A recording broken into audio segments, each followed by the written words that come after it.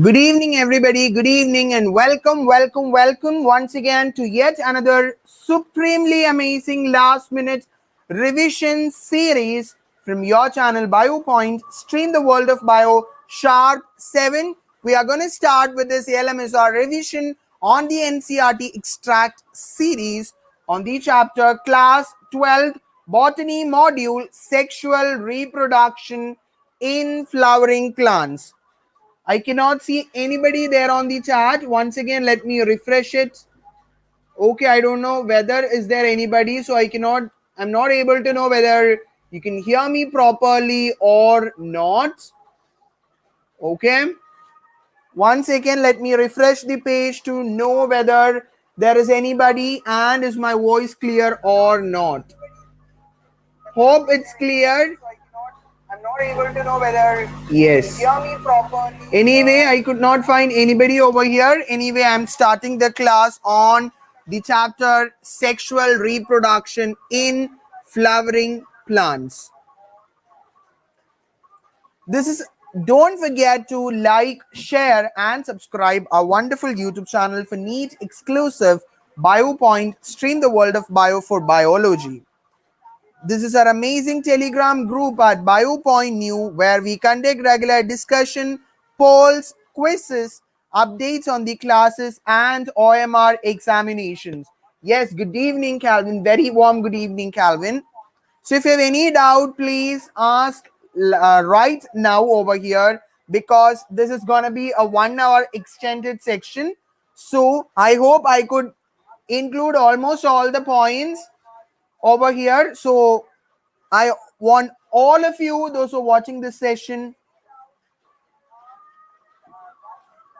so I want each one of you, those who are there in the session and gonna watch it on the YouTube after this, have to take out right now your NCRT class 12th right now on your hand, because I also have my NCRT right here, because I don't want any one point to miss out while I am teaching you.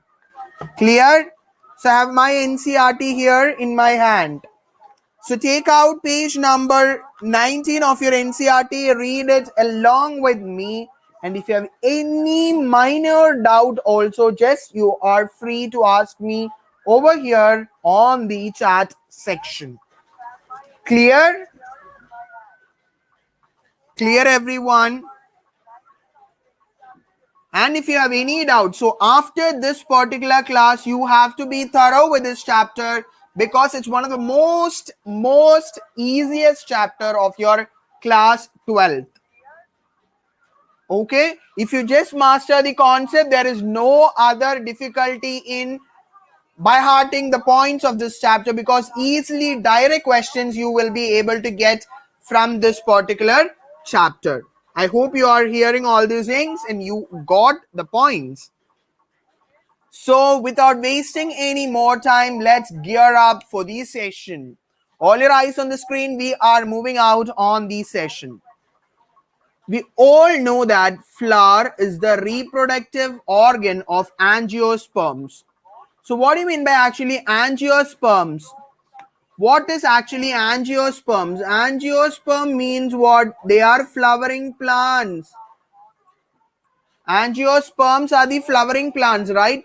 So angiosperms have flowers which are actually having well enclosed seeds.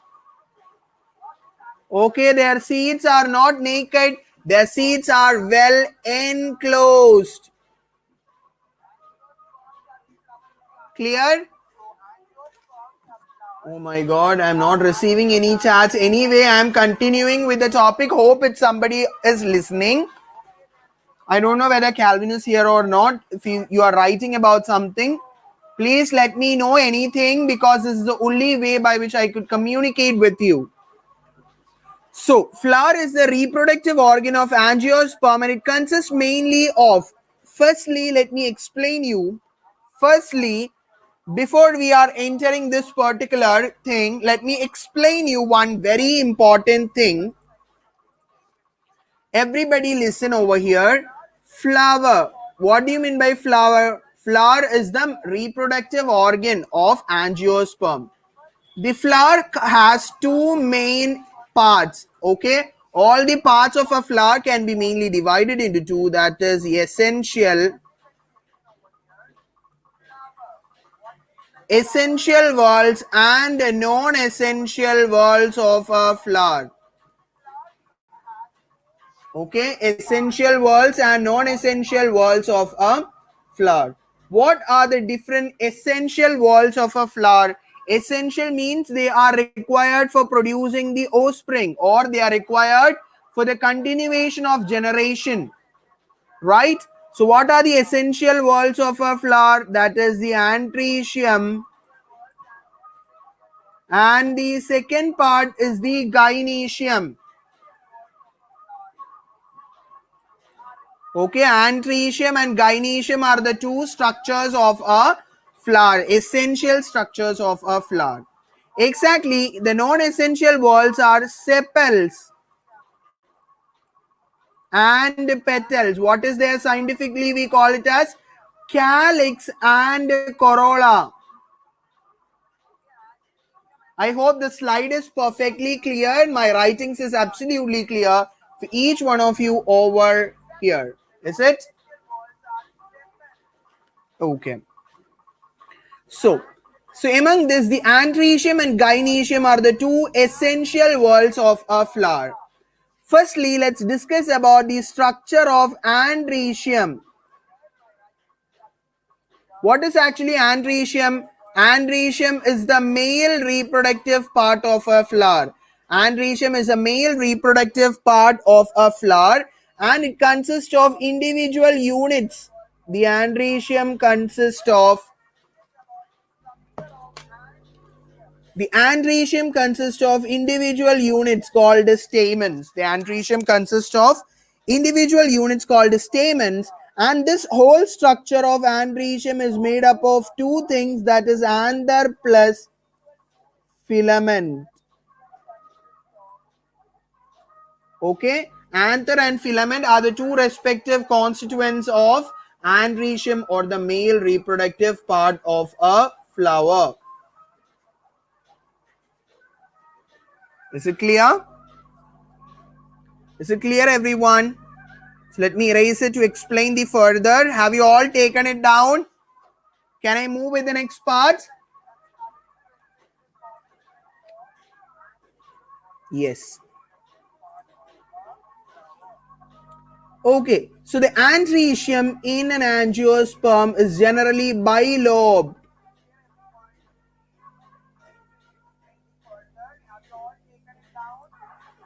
Okay. The andrecium is generally bilobed structure. That is, you can take down the lecture points. I'll provide a PDF of the session in the description box, and as well as in the Telegram group, the link will be provided. And sharp at 8:15 or 8:20, you will get the notes of the NCRT extract from one another book, along with 1 second. Let me check it out. Along with, you will get almost 200 to 300 MCQs of this chapter today itself. Okay, soon after the session ends, you will get the PDF of the NCRT extract of the text from the other book which I have, and also along with 200 to 300 MCQs of this chapter, along with previous year NEET, AIPMT, AIMS and KVPY questions also. So the anther is a bilobed structure. Okay, the anther is a bilobed structure. So this is what is the anther, and this long slender portion, you will call it as what? It is actually referred to as the filament. It is referred to as actually the filament. Why Calvin are twisting kind of an emoji? Let's do 200 and 300 question is not a silly question. Okay, maximum whatever question we get from any source, you have to do it minimum from at least one chapter. You have to complete 700 to 800 questions. Okay. So anther and filament. So anther is a terminal bilobed structure. Filament is a long slender portion. And this particular filament is attached Okay, this filament is attached either to the thalamus or the petal of the flower. It's raining heavily over here. No, Calvin, one of the most easiest chapter. Now, after attending today's class, this would be the one of the most easiest chapter for you for sure.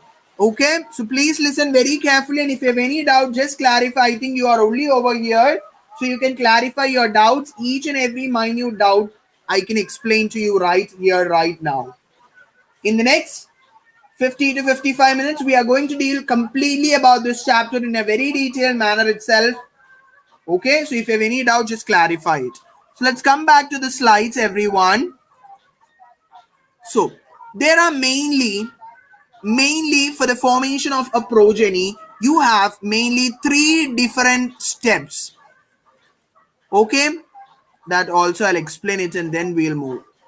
So for converting or a parental generation into an offspring, we have mainly three different steps. That is, first one is the period which is before fertilization, that is pre-fertilization events. Second one is the fertilization events. Second one is the fertilization event, and the third one is the post-fertilization events. So what are the three different things? Pre-fertilization events, fertilization events, and post-fertilization events. So, first in this chapter is also divided into three main portions. So, firstly, we'll be discussing about the pre-fertilization events. That is, during the pre-fertilization events, gametes have to be formed and the gametes have to be transferred for fertilization. The second step is again fertilization. That is the fusion. That is a fusion of the male and the female gametes have to takes place. And finally, we have the post-fertilization event. That is how the embryo is going to develop. Clear? So let's first discuss about this particular topic, that is pre-fertilization events. This is exactly the similar pattern which we observe in case of human beings also. In the next chapter, we would be dealing with the human beings. There also we'll be dealing with the same order. That is pre-fertilization events, fertilization events, and post-fertilization events. Certain hormonal and structural changes initiated lead to the differentiation and development of the floral primordium. What is actually inflorescence? What is inflorescence? What is inflorescence? Inflorescence are actually group of flowers. Inflorescence are actually group of flowers which are born on a same axis that bear floral buds and then they convert into flowers. So actually inflorescence can generally be seen in case of insect pollinated flowers. For example, Lantana camera. After the class, you can have a search it in the Google. Hope you all have seen out the flower of Lantana camera. So all those are easy ones. That is very familiar plants. Lantana camera and all is very familiar plants. They are actually inflorescence. And if I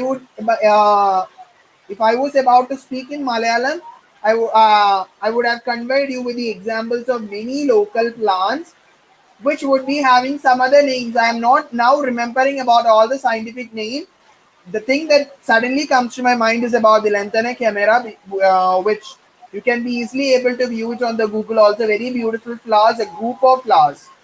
Okay, it's not a single flower. Many flowers are grouped together so as to make it a convenience to the pollinators, especially to view the flowers. If they simply born as a single flower, we won't be able to notice them at all. Okay, so others won't be able to understand. That's why I'm not using the local language of Malayalam to just convey to you all. Okay. Anyway, after the session, I would try to send the images of inflorescence in the group for sure. So, as we have already discussed that andrecium is the male reproductive organ and gynoecium is the female reproductive organ. Calvin, after each slide, please tell me whether you have understood the topic clearly, the slide very perfectly or not. I'm spending at least 10 to 15 minutes each slide, so please tell me whether you have understood the slide perfectly or not, even if I am not asking you also. Okay, so first let's discuss about the structure called stamen. Stamen actually consists of two main parts, that is, first one is the anther, second one is the filament. Okay, so anther is a terminal bilobed structure and filament is the long slender stalk like structure, and the proximal end of the filament is attached to the thalamus or the petal. I have already explained to you over here. So anther is the terminal bilobed portion and filament is the long slender portion. It is attached. Okay, it is attached to a particular thalamus or a petal. Clear? Thalamus or petals. Next, let's discuss about the structure of anther. Let's discuss about the structure of anther. Anther is a two-lobed structure. Since it is two-lobed, we call it as bilobed structure. And each lobe consists of two theca. That is, hence it is called dithecous condition. Everybody's eyes on the screen. Bilobed structure.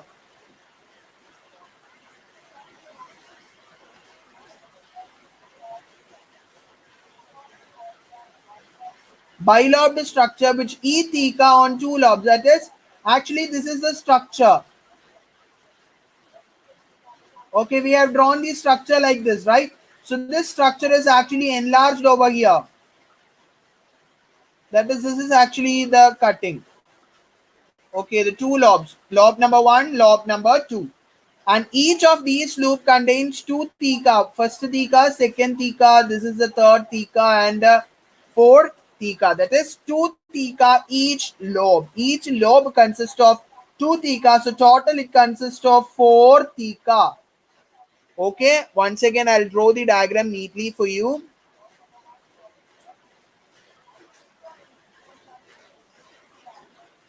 It won't be a perfect diagram, but we'll be able to understand it. Okay, so each lobe consists of two thecas, and anther is a tetragonal structure which consists of four microsporangia located two in each lobe. Okay, that is one over here, one microsporangium over here, another microsporangium over here, one microsporangium over here, and the other over here. So this is actually one lobe. Okay, this is actually one lobe, and below this is another lobe. So each lobe consists of two thecas. In each lobe has each theca. Clear? So anther is actually a tetragonal structure which is a bilobed structure and dithecous in nature. The microsporangium is actually the structure that develops into pollen sac, and the pollen sac runs longitudinally and it contains the pollen grain. Actually, you have to understand very clearly that pollen grains, you have to understand this topic very clearly. Pollen grain is actually the male gametophyte.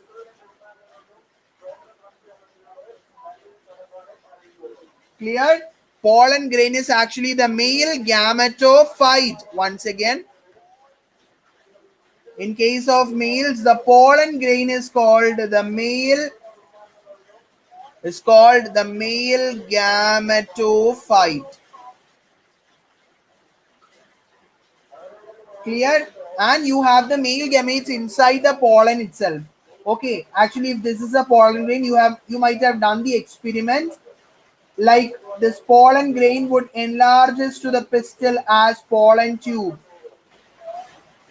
This is actually the pollen tube. So the pollen tube contains two male gametes. So this is actually the male gamete in case of, clear? This is actually the male gametes. So please don't confuse it with the pollen grain. So when That is a previous year MCQ question. Pollen grains are. It is actually male gametophyte. It's not what? It's not male gametes. Is it clear? Moving on to the next one, that is the four different wall layers. Four different wall layers. Look, everyone.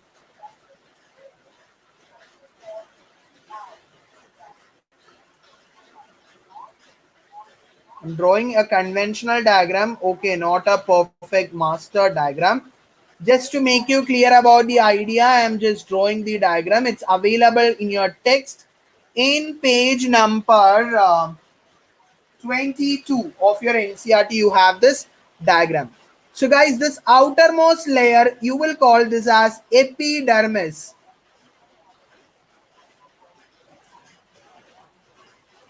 So the outermost layer of microsporangium or anther, you will call it as the epidermis.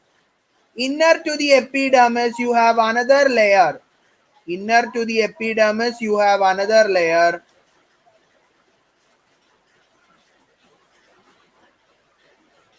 This particular layer, which I indicated with the white color, you will call this as endothelium.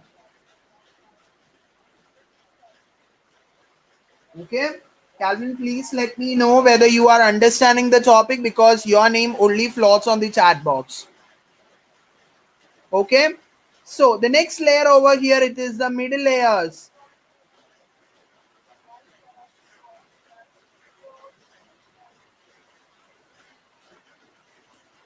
So the green colored portion over here, it is actually the middle layers.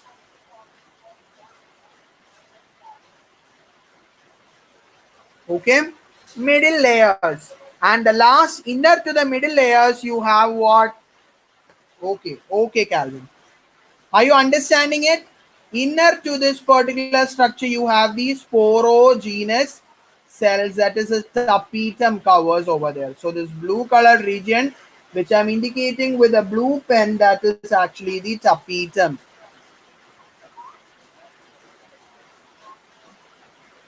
Is it clear? So a typical microsporangium appears circular in outline. Important point.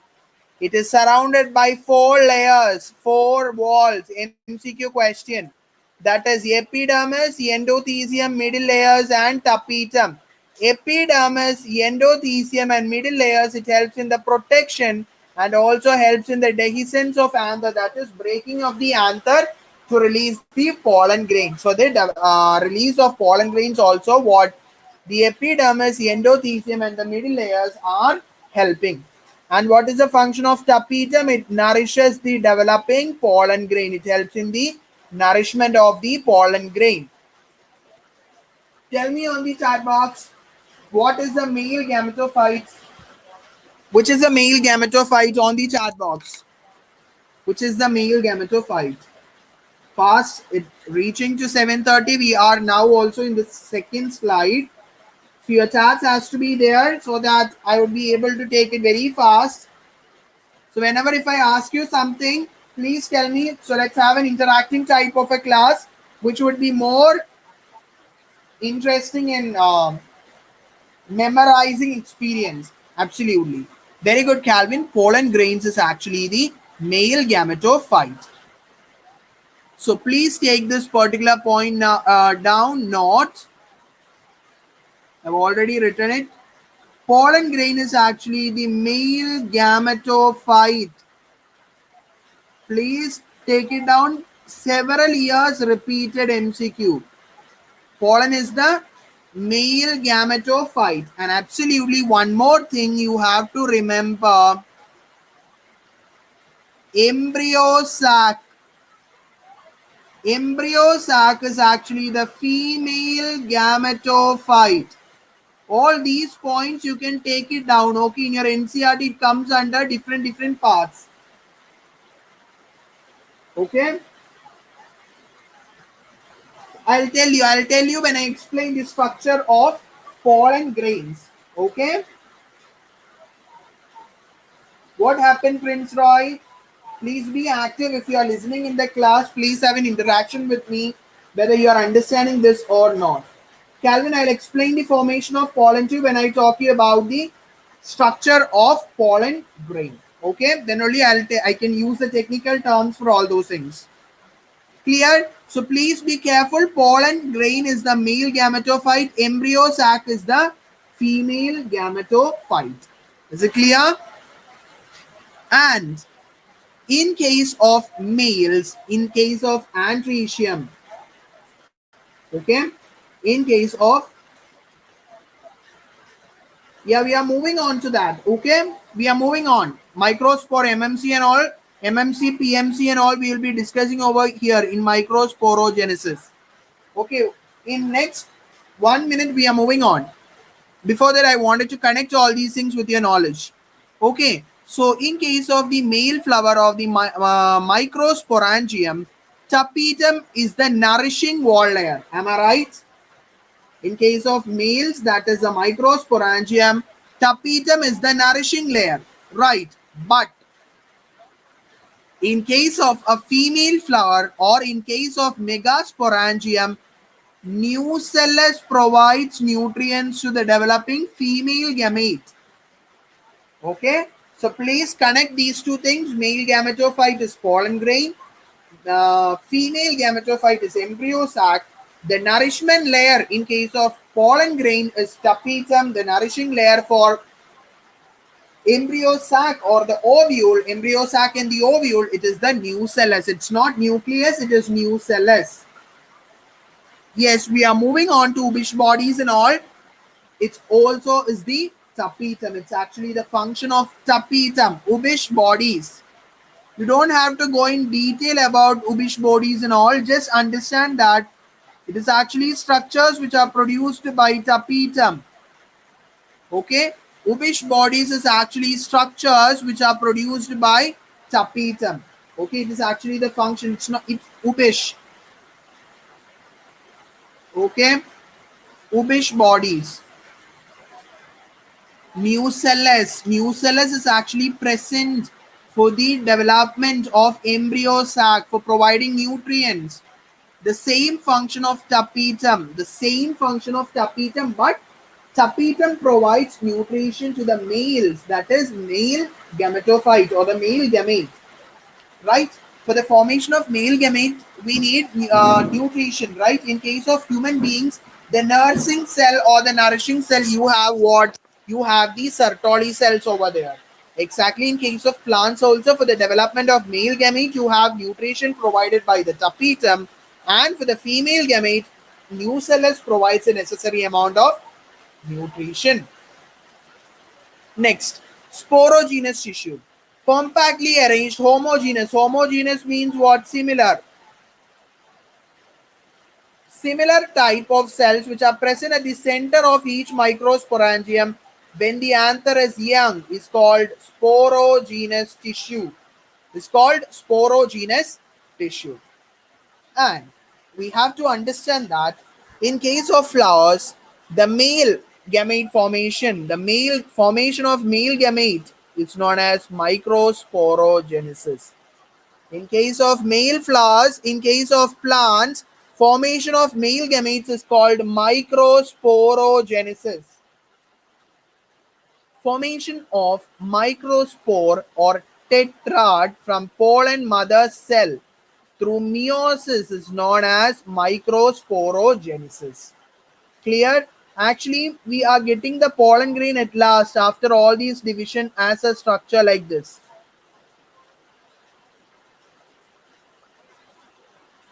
I don't know how many of you have done this experiment in your class 12. Okay, this is actually the pollen grains are actually obtained like a 4, a tetrad formation. Okay, a tetrad formation is there. And the pollen mother cell itself is known as microspore mother cell, but we use this MMC for megaspore mother cell. To avoid confusion, we are using MMC for megaspore mother cell and PMC or pollen mother cell for male gamete. Clear? Is it clear? When the anther matures and dehydrates or dehisces, the microspore dissociate from each other and develop into pollen grains. Thousands of pollen grains formed inside a microsporangium are released with the dehiscence of anther. You all might have observed, if suppose this is a plant and this is the anther, you all have observed the small yellow powdery substance which will definitely attach to your this is in certain plants it's like this. In certain plants the anthers would be like this.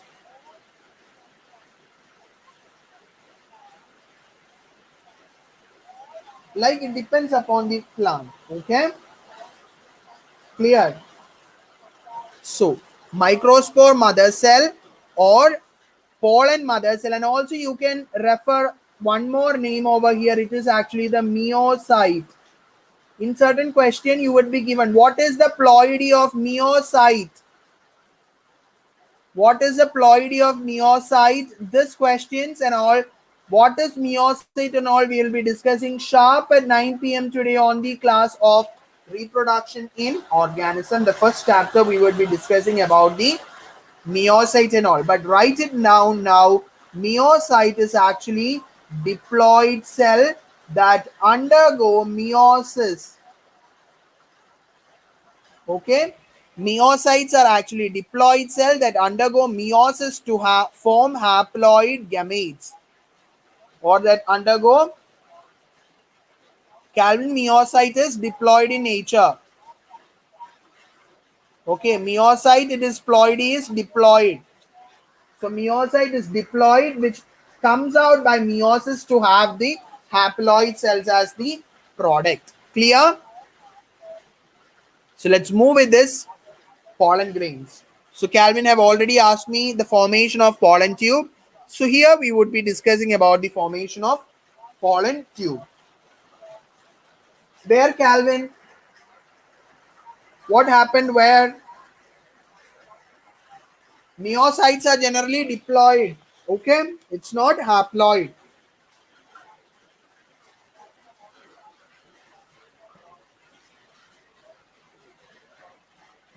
Calvin, is my answer wrong or your answer wrong?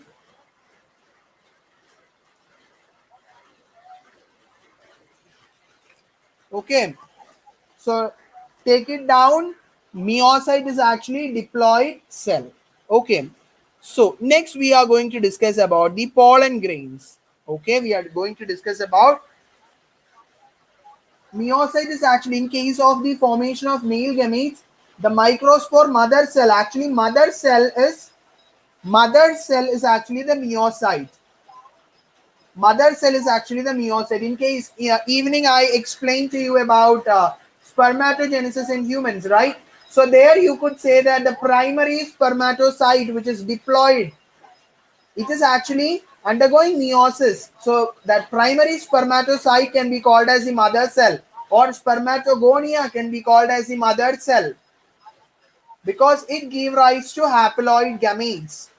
Any cell of our body or any cells that is diploid in nature and that give rise to haploid cells by meiosis, that all cells you will call it as the meiocytes. So pollen grains are the male gametophyte and are spherical in nature. I have been repeating the same point at least for 5 to 10 times in today's class. So pollen grains are mainly made up of two different layers. Pollen grains are made up of two different layers. That is, outer layer is called the exane and the inner layer is called the intane. Okay.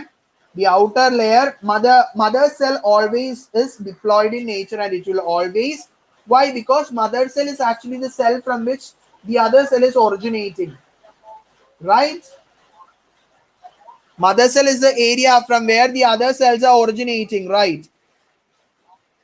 So look, this is a structure of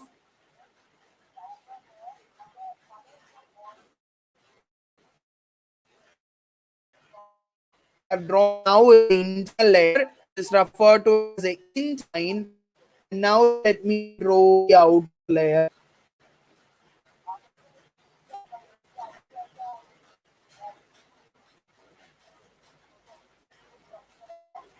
It is actually discontinuous layer.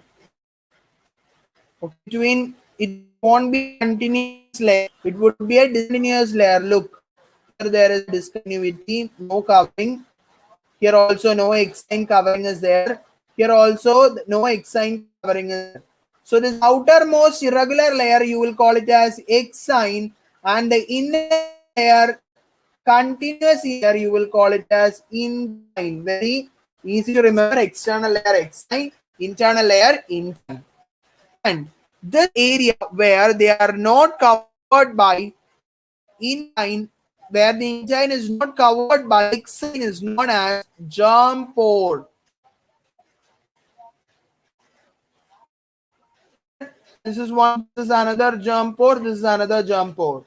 So the area of the pollen grain exine is not covering the chain, the areas you call it as germ pore. And what is the function of germ pore? Through the germ pore, the pollen tubes are going to arise. Okay, the pollen tubes are going to arise from this particular germ pores. So let's discuss about it.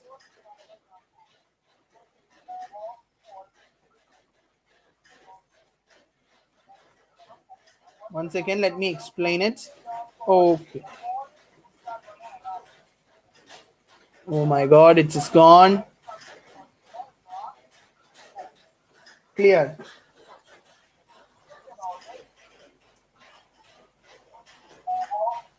Now also voice is breaking. One second, let me explain it. Oh, I think it's an echo. Okay, look, in case of the male gametes, you have two different cells. Okay, actually there is a partition over here. In case of the male cell or the pollen grain, there are mainly two different kinds of cell. That is a large cell. Actually, this is actually the large cell which contains a large irregular nucleus. Okay.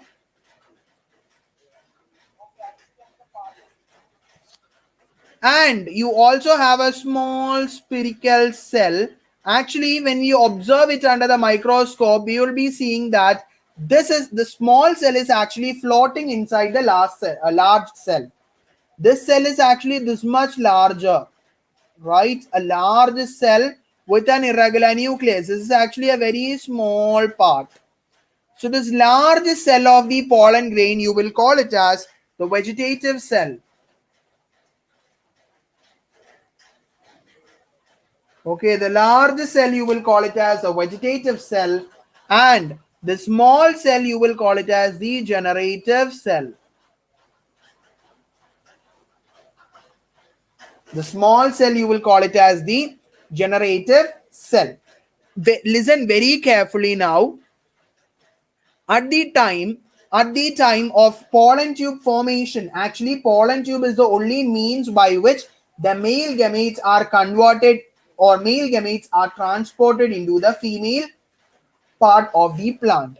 So actually you have to understand that generative cells are actually breaking down the generative cell nucleus. This particular generative cell is actually breaking down into two male gametes. Okay, two male gametes. I'll tell you, please refer to the diagram. 1 second. Oh my god. Okay, I'll draw it again. Okay, I'll make a rough diagram now.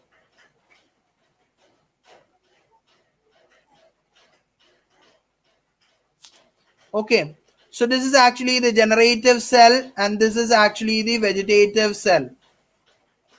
Okay, now is it fine? So what happens at the time of formation and have to transfer of gametes? Actually, this whole content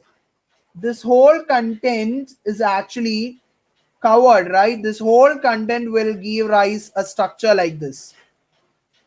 Okay, the whole content inside the pollen tube, actually the pollen grain, the entire cells, both the vegetative cell and the generative cell, both comes out or generate a structure like this. Okay, both generate a structure like this.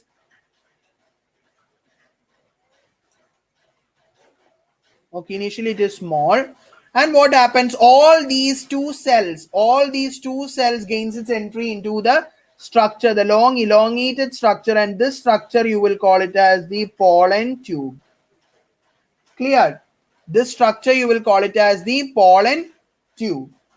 So, on the time of its travel or at the time when it is transferring,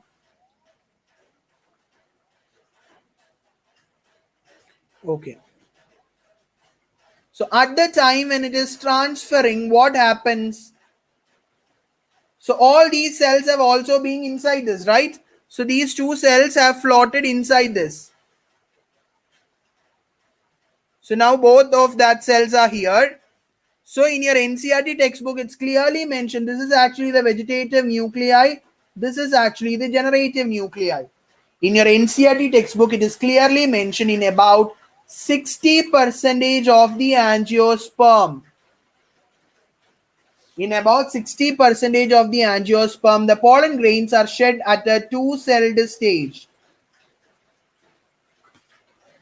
Yes, is it mentioned in the NCERT? Page number 23, last paragraph. Last paragraph, first line. In majority of angiosperms, that is nearly 60% of the angiosperm, the pollen grains are shed at a two-celled condition. But in case of the rest 40%, what is going to happen is that this particular generative nucleus will split up to form two male gametes.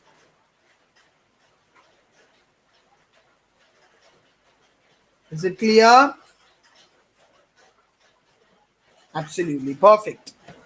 So, another important question that comes from this area for your exam is the exane layer is made up of. The exane layer is made up of a hard, non-resistant material, a resistant material which is known as sporopollenin. Very important MCQ question, very important MCQ question. It is the most resistant organic material known, that is no acid, no alkali, no enzyme, even high temperature also cannot destroy the exane layer, and that is the reason why pollen grains can be preserved. Pollen grains can be preserved for millions of years even. And that process of storage of pollen grains in pollen bank is known as cryopreservation. All these things are there in the NCERT. Cryopreservation. The cryopreservation is done at minus 196 degrees Celsius.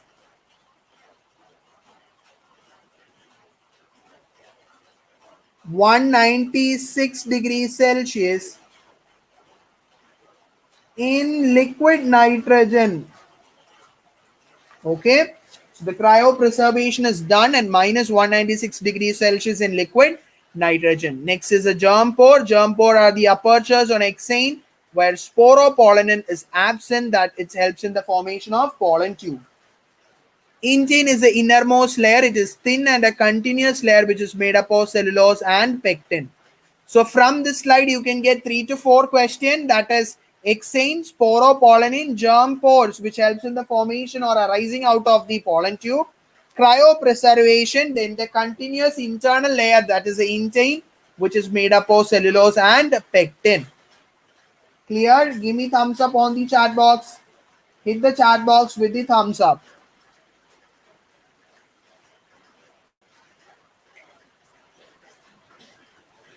Okay, done.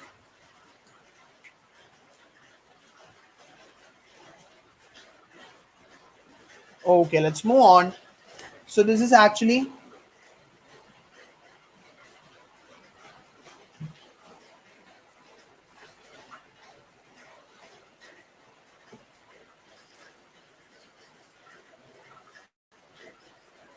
is it clear? I have not received a thumbs up from you, Calvin. What happened?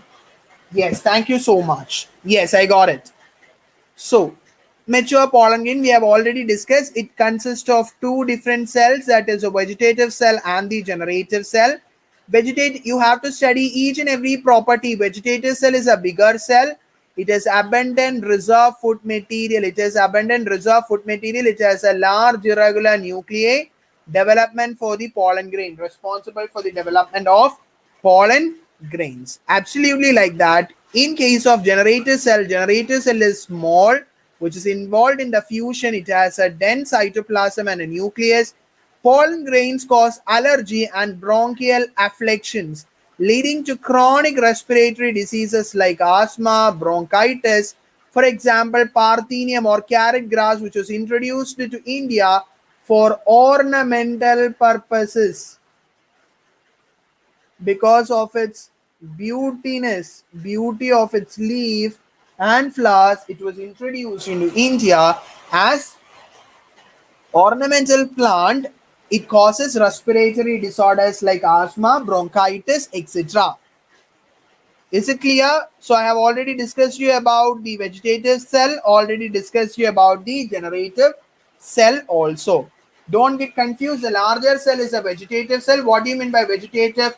Vegetation purposes. That is, it helps in providing the nutrition to the developing pollen grains. Absolutely like that. The generator cell is actually small. Generative, generation or generating. So it is involved in the syngamy process or fertilization process by the formation of gametes. Is it clear?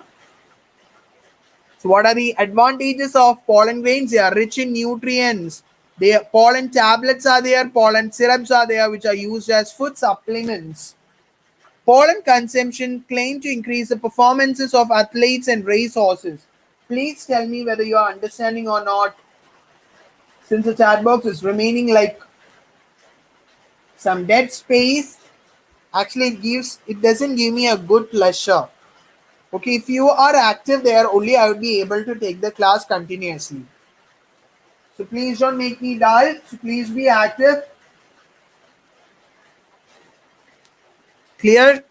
So in some cereals, for example, in case of rice and wheat, the pollen grains are viable within 30 minutes of their release. That is, soon after the pollen grains are released, within 30 minutes, the pollen grains loses its viability. That is, the pollen grains are of no use. That is, they cannot be used for preparing or for fertilization or anything. For example, rice and wheat. As soon as a male rice plant or a wheat plant releases the pollen grain, the female have to catch it immediately. It have to reach the female gametes and have to fertilize with it in a short time span of 30 minutes, because the pollen grains of wheat and rice are viable for only 13 minutes.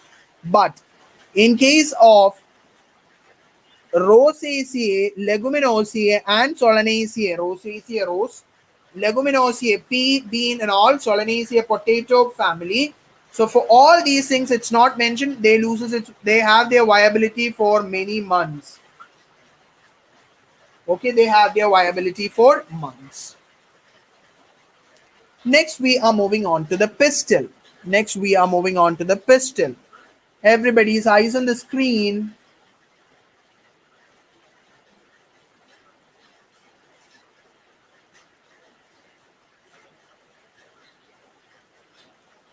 Okay, so this is actually the pistil, consists of a structure like this. Clear? So this landing platform, this is actually a landing platform. This landing platform, you would call it as the stigma. The long elongated part, you will call it as the style, and the bulged portion, you will call it as the ovary, and inside the ovary you have small locules, that is the ovules. Okay, everybody. So the pistil consists of stigma, style, and ovary. Stigma is actually the landing platform for pollen grain. Style is actually the elongated part. Ovary is the basal bulged part. Sometimes each gynoecium, I already told you that gynoecium, I already mentioned to you that gynoecium is the female part. So if the gynoecium consists of only one pistil, it is called monocarpellary. Clear? So if the gynoecium consists of only one pistil, it is called monocarpellary. And if it consists of more than one pistil, it is called multicarpellary. So in your textbook, an example is given Okay, Papaver and Mycelia, two examples are given, which is very important. Okay.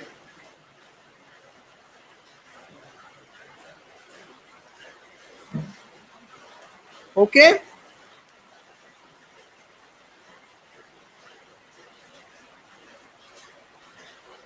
So clear.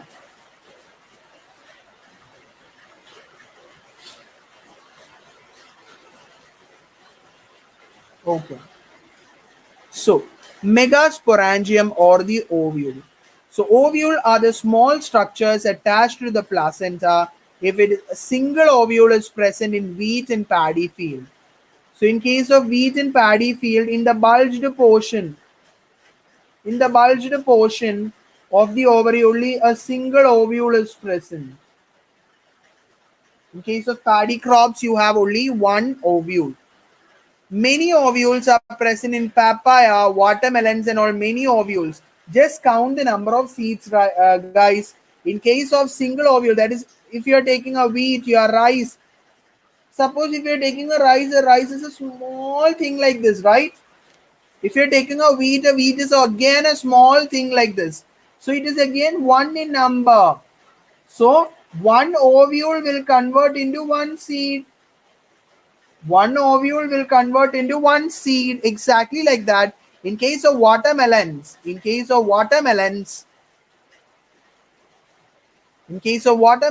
have certain small seeds like this scattered. This, like in chemistry, you will learn about the plum pudding model. Exactly like that. Like the electrons, you have these small ovules over here. The small ovules are scattered.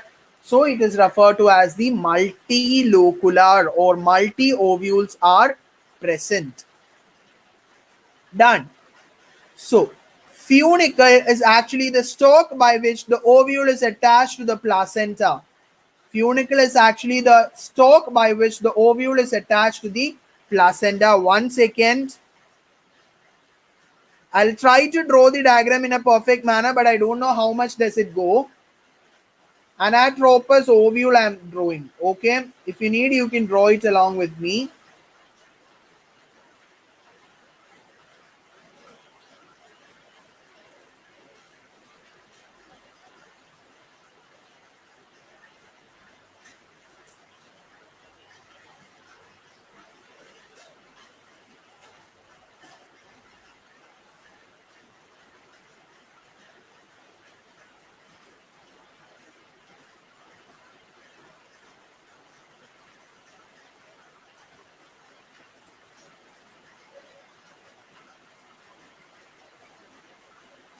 Okay. So listen, everyone. Listen. So this is actually the structure which is referred to as the funicle. What is funicle? It is a stalk by which the ovule is attached to the placenta. Okay. So this attachment of funicle in the ovule, you will call it as the hilum. So hilum is the junction between the ovule and the funicle. This outer covering, this layered covering is known as integuments. This covering you will call it as the integuments. Clear covering you will call it as the integuments. And this region, this small region where there is no integument, you will call it as the micropylar region. You will call it as the micropylar region, and the region opposite to the micropyle, you will call it as the chalacal region. So integument is actually the protective envelopes of the ovule. Micropyle is a small opening which is present at the tip of the ovule. Chalasa is the basal part of the ovule, that is a structure opposite to that of micropyle. And nucellus, as I have already told you, it is the nourishing layer present inside this. Clear? Okay. Next, we have discussed already about the microsporogenesis, and now we are going to discuss sporogenesis. It is actually the formation of megaspore from megaspore mother cell. That you will call it as MMC. Formation of megaspores from MMC through meiosis is called megasporogenesis. The MMC or the megaspore mother cell meiotically divide into 4 megaspore. A megaspore is haploid. Out of the 4 megaspore, only 1 megaspore becomes functional and all the other degenerates. Clear?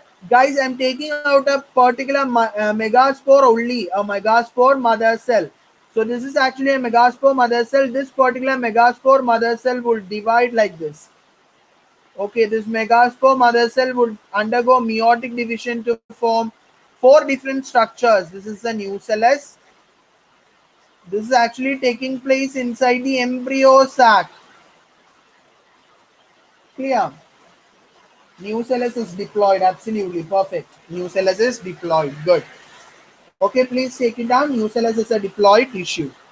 So like this, out of which what you can observe is that the 3 cell, that is 1, 2, 3 cell, which is towards the micropylar region, would degenerate, and only 1 cell, this yellow colored cell, would only be functional. Okay, that only 1 yellow colored cell would be functional, all the other cell would be loose or degenerated. Now it leads to the formation of female gametophyte or the embryo sac. The embryo sac develops from the functional megaspore, which is actually haploid. And what do you mean by monosporic development? From a single megaspore it is developing, right? Even though 4 different cells are formed, 3 cells degenerates.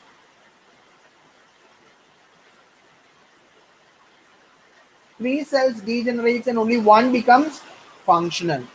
So it is referred to as a monosporic development. Next is the embryo sac. The complete embryo sac, you have to study this. A complete or a mature embryo sac is 8 nucleated, 7-celled condition. It is 8 nucleated, 7-celled condition. The nucleus of the functional megaspore divides mitotically to form 2 nuclei which moves to opposite poles, forming 2 nucleate embryo. So a typical angiosperm embryo sac at maturity have 8 nucleus and 7-celled condition. And 7-celled condition. Look at the diagram, everyone. I'm drawing only the embryo sac now. So one particular cell, guys, I told you 4 cells are formed, out of which only 1 is retaining. Right. So clearly observe the division over here. You will not be able to understand if you just recall it after some time. So listen carefully. This cell would divide mitotically into 2. Clear? This cell will mitotically divide into 2. Now I am going to draw. Now that 1 cell converted into 2 cells. Okay. One of these cells migrate towards the thalassal end and the other cell migrate towards the micropylar end. Now I will draw you what are their final positions. Okay, so one cell over here, another cell is over here in the micropylar region. So this particular cell undergo continuous 3 mitotic division and forms 4 cells. Absolutely, over here also in micropylar region also 3 mitotic division to have 4 nuclei. Here not 3. The parent cell would divide continuously, mitotically divide 2 times. So 2 mitotic division. Okay, 2 mitotic division. So next step is 1 cell from the thalassal end and 1 cell from the micropylar end migrate towards the center. So how many cells are left out in the following position? So each cell have migrated towards the center, right? So later that 2 cells will get fused together and in the top 3 different cells are formed. In the micropylar region also 3 cells are formed. Okay, so the middle large cell in the micropylar region you will call it as the egg and the other 2 you will call it as the synergids. Okay, and in the northern area, that is thalassal end, you will call them as the antipodal cells. In the middle you will call them as the central cell or the secondary nucleus. Okay, secondary. So total, count it down. 1, 3 over here, 3 over here, 1 is over here, a single cell. Okay, but it has 2 nuclei. So it is 7 celled, 8 nucleated condition. So I'll provide a PDF. This is what we discussed right now. Okay. So egg apparatus is present, that is present at the micropylar end, consists of 2 synergids and 1 egg cell. Synergids have cellular thickenings at the micropylar tip called the filiform apparatus, which guides the pollen tube into the synergids. Antipodals are actually 3 cells present at the chelacal end, and a large central 2 polar nuclei is present in the center also. Next, with your permission, I am moving on to the section of pollination, that is the fertilization events. After pollination, we will be going into the fertilization events. A long thing is there again. Okay, a long way is again to complete. It's A2. Okay, anyway, I'll complete this today. Okay, let's move on.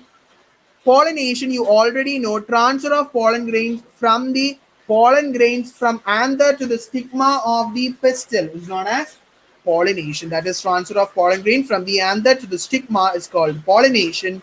It is actually of 3 types. 3 types of pollination is there, and according to your NCERT also you have to study these 3.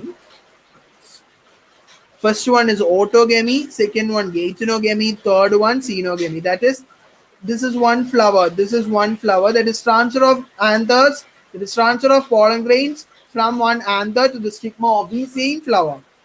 Next, this is a plant. Okay, this is one flower, this is another flower.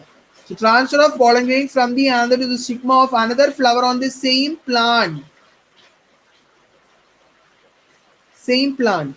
Xenogamy means this is one plant, this is another plant. So transfer of pollen grains from anther to the stigma of another flower. Oh, another plant is known as xenogamy. So you all know autogamy is similar to self-pollination, that is transfer of pollen grain from anther to the stigma of the same flower. That is, if suppose this is one flower. Okay, this is one flower. Pollen grains are transferred. Pollen grains have to be transferred. So it is dehiscized from the anther. Pollen grains would again be transferred directly into the recepting portion of the stigma. Okay, stigma over here present. Clear? So that's all about over here. Next, what are the difference? So continuous self-pollination or continuous autogamy can cause inbreeding depression. Continuous self-pollination can cause inbreeding depression.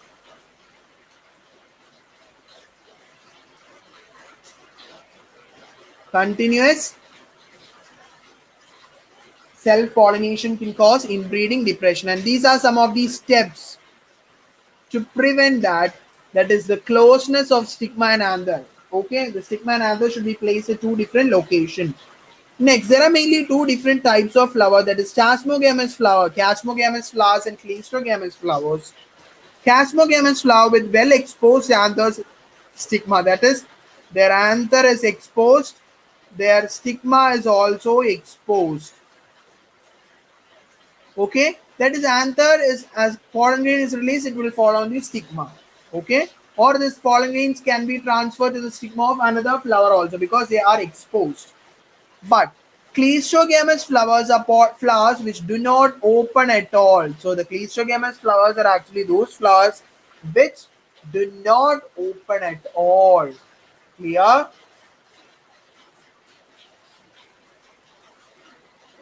Cleistogamy is actually disadvantageous because there is no chance of variation.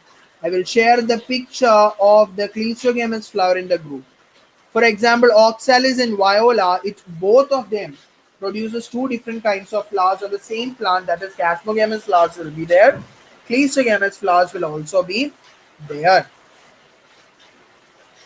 Next, last type of pollination is gaetogamy. It is a transfer of pollen grains from the anther to the stigma of another flower of the same plant.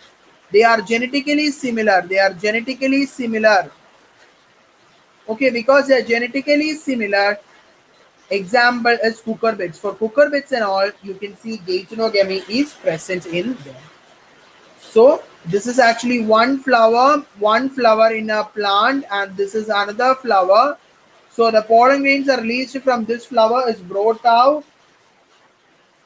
So the pollen grains brought about or released from the anther of the same plant, one of the flower of the same plant is converted or is falling on the stigma of the same flower of, that is another flower of the same plant.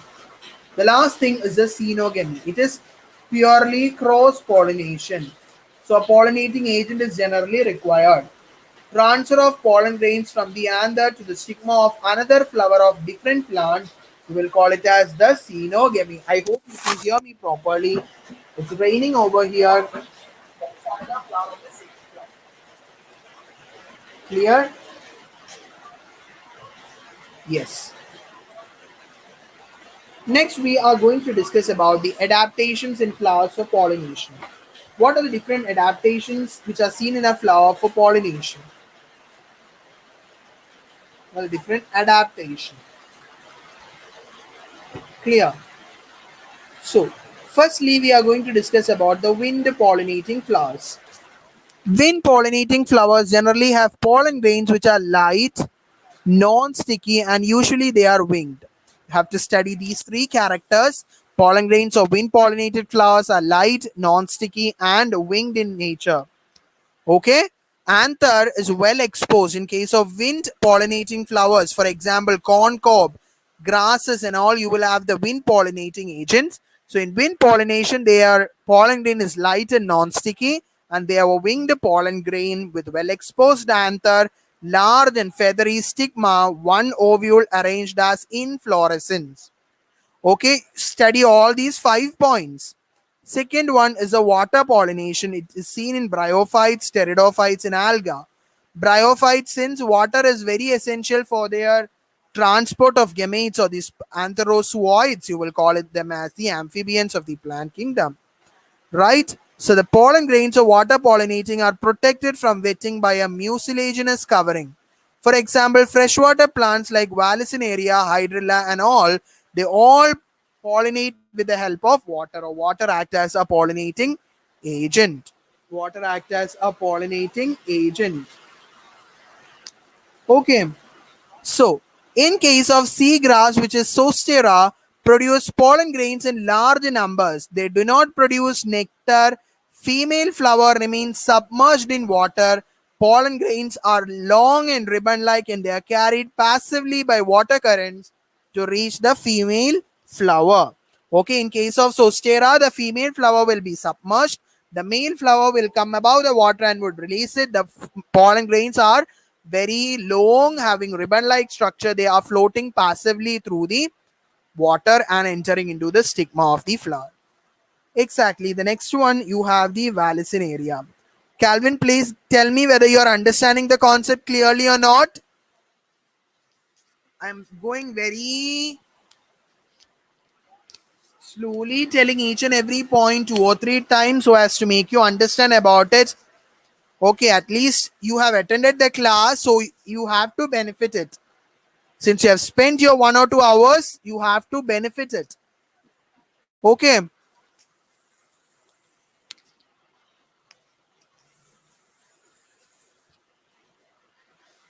Clear? And receive the chats. Done. So, in case of Vallisneria, the female flower reach the water surface by a long coil like this. So, in your textbook, you think you have a diagram. Okay, the female flower, in case of Vallisneria, the female flower will also reaches the surface. And the male flower or the pollen grains are released onto the water surface, which is carried by water current, which is eventually carried to the stigma. The last type is the insect pollination. The last type is the insect.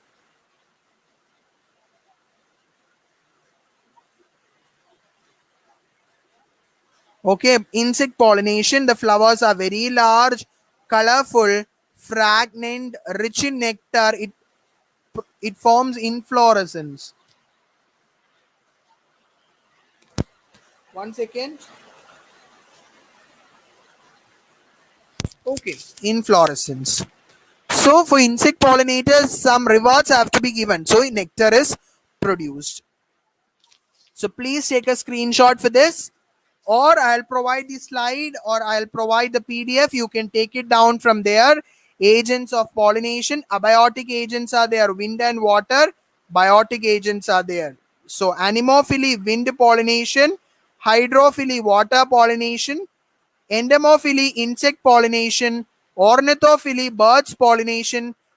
Chiropterophily, which is bad pollination.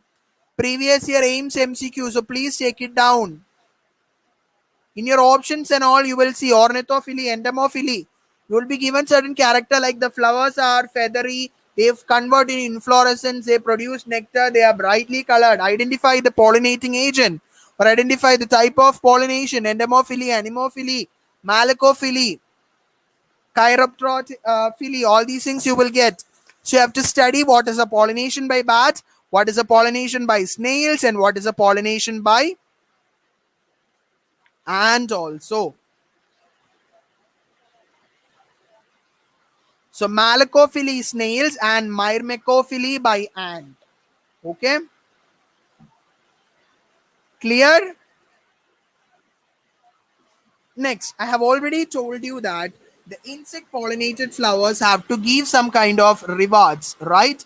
So these are some of the rewards. Nectar and edible pollen grains are provided to insect pollinated flowers, and they provide a safe place for laying the eggs. For example, Amorphophallus and Yucca. Important. Okay, very important. Outbreeding devices. So I told you continuous self pollination can cause inbreeding depression.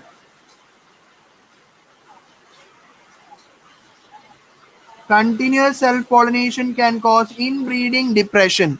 So continuous self pollination results in inbreeding depression. So here are some ways to avoid the self pollination. Pollen release and stigma receptivity are not synchronized. What do you mean by synchronization? Synchronization means matching. That is, the certain plant have adopted this particular facility. That is, the pollen would be released this time, and the female gamete or the stigma would become receptive. That is, would become functional to receive the male gamete only after a very long time.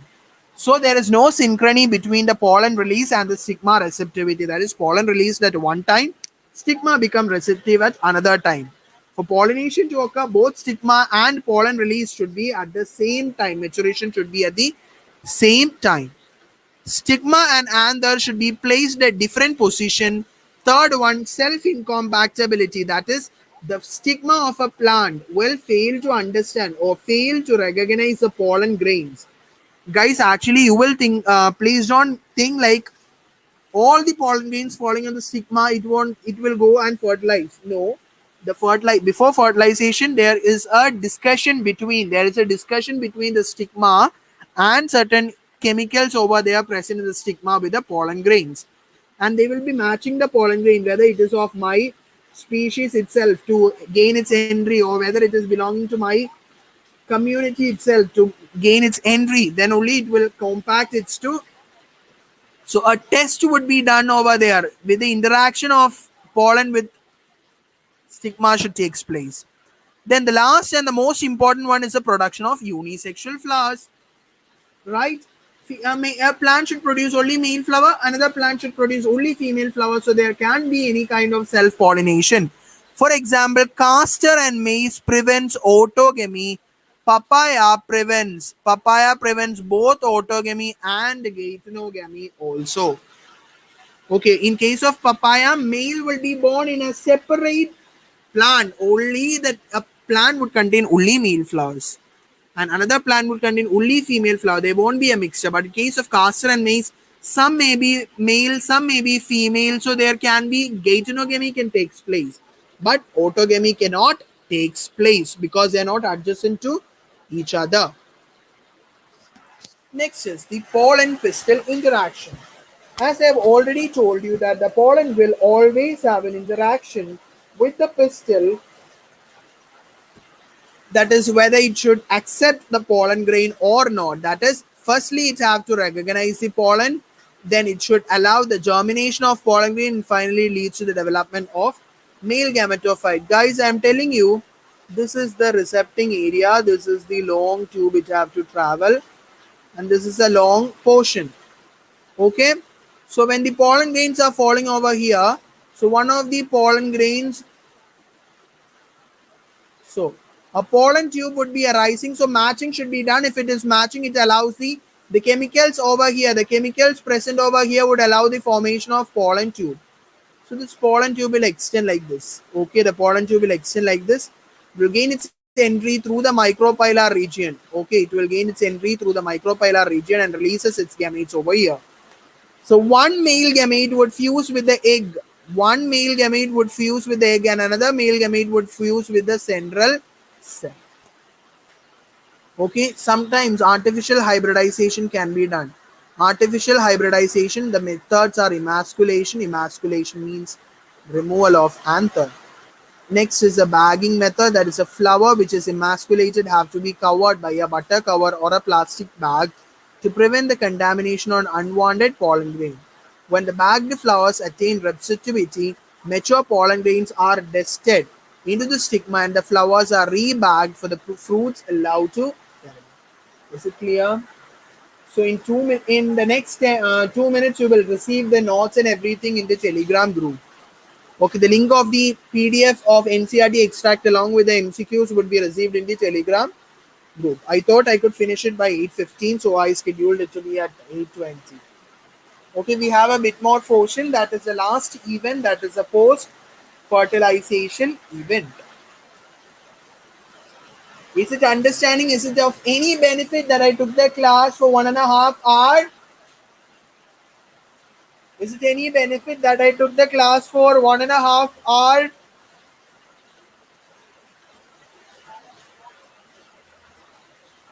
Tell me.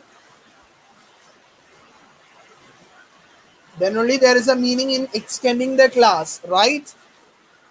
So the last event is the post-fertilization event. All events occur in a flower after fertilization are called post-fertilization events. The major events is development of endosperm, then development of embryo, maturation of seeds, then maturing of ovary into fruit. So these are the four main steps or four main events which is occurring in the post-fertilization events. Development of endosperm, development of embryo, maturation of ovule into seed, maturation of ovary into fruit. So let's get started for the last topic. Endosperm. In case of angiosperm, you have to study that endosperm is triploid in nature. Okay, and angiosperm, endosperm is triploid. Very important. So angiosperm, it is triploid in nature. It is a free nuclear type. Cells of endosperm store food and is used for the development of embryo. In a seed, once endosperm is developed completely, only embryos will start forming. Because the embryo, for formation of embryo, there should be some nutrition. Nutrients should be there. So for that, endosperm have to be developed first for providing the necessary amount of food materials or the nutrients to the developing embryo. So embryo is the formation. The process of formation of embryo is embryogeny. The early stages is zygote, pro-embryo, globular embryo, heart-shaped embryo, and mature embryo. So in your textbook, you have certain structures like this.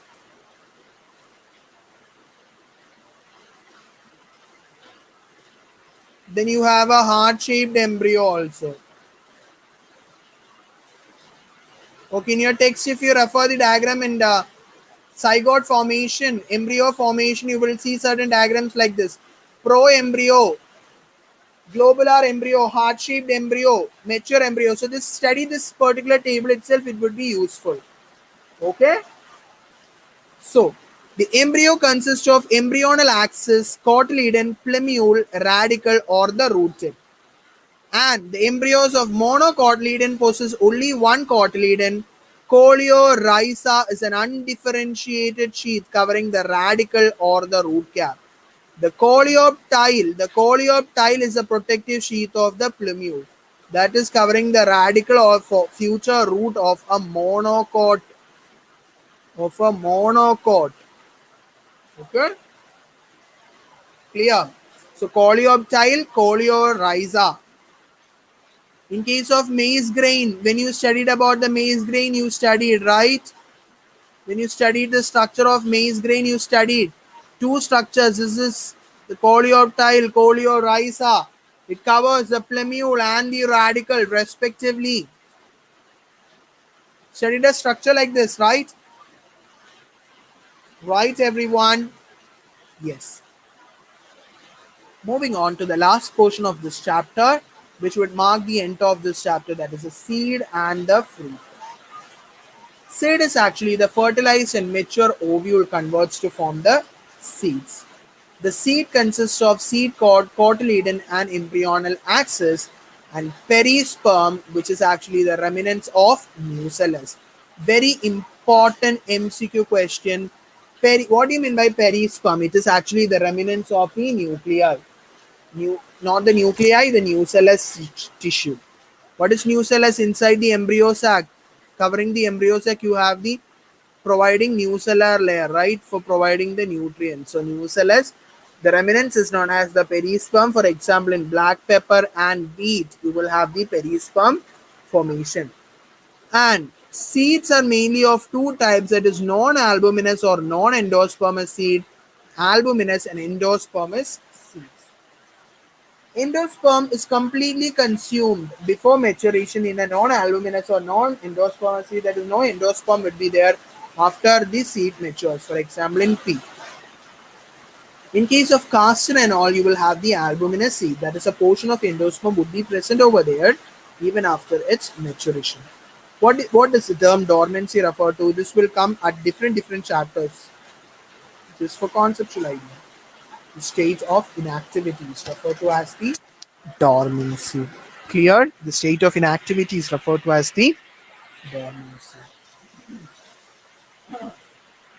Is it clear? Next, fruit is actually the matured ovary. Fruit is actually the matured ovary.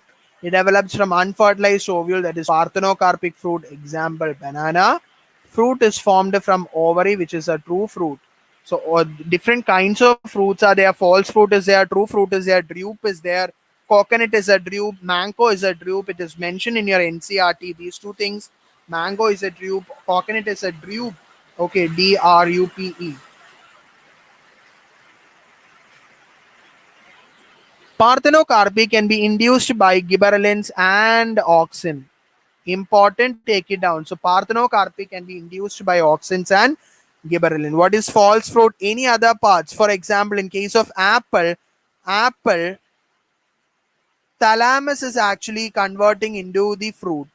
The thalamus is actually the recepting part of the thalamus is converting into fruit in case of apple. That is why you will call it as actually a false fruit. So the last topic in your NCRT, apomixis polyembryony. Polyembryony means more than one embryo. Polyembryony means more than one embryo.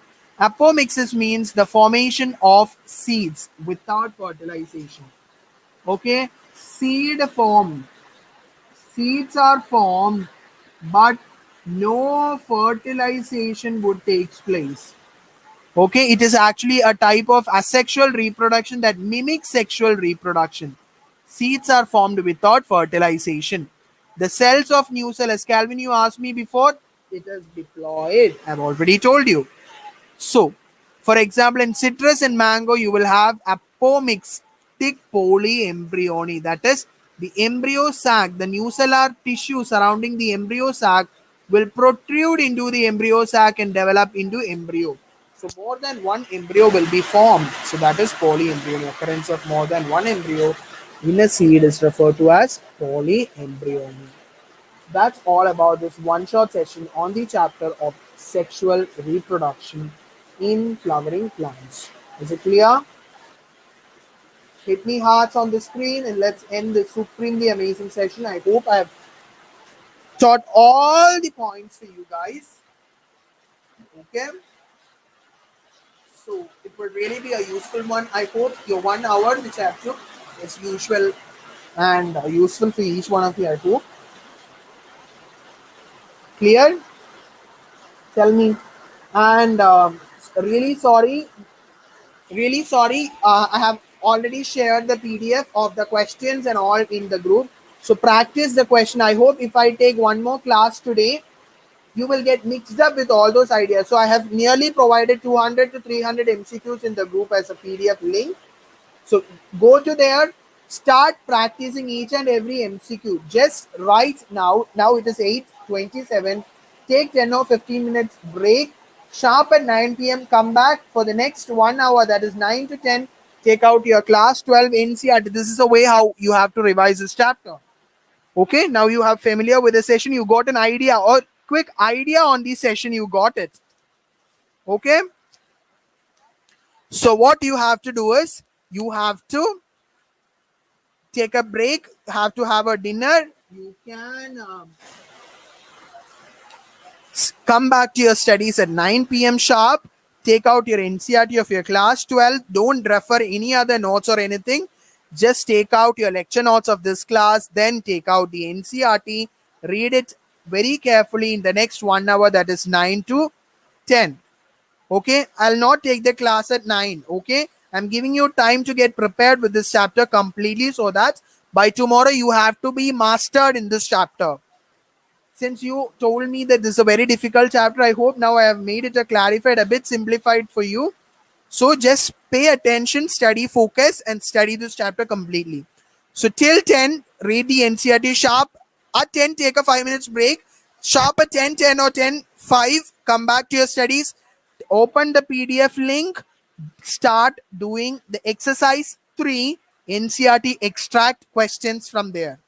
Before you do and practice the NEET previous year MCQ or KVPY previous year MCQ, do the NCRT extract questions, exercise 3, answer key provided at the last. Write 10 or 15 questions, check the answers, come back, write them later, and again do it like that repetitively. Clear? I hope today's class was absolutely productive for each one of you. So don't forget to hit the like button, do share it with your friends, and subscribe our wonderful channel. Okay, Calvin, see you in the next class. Study this chapter completely, master the concept, each and every minute concept, read the NCRT perfectly, do the questions. That's it. Okay, bye bye. Have a good day.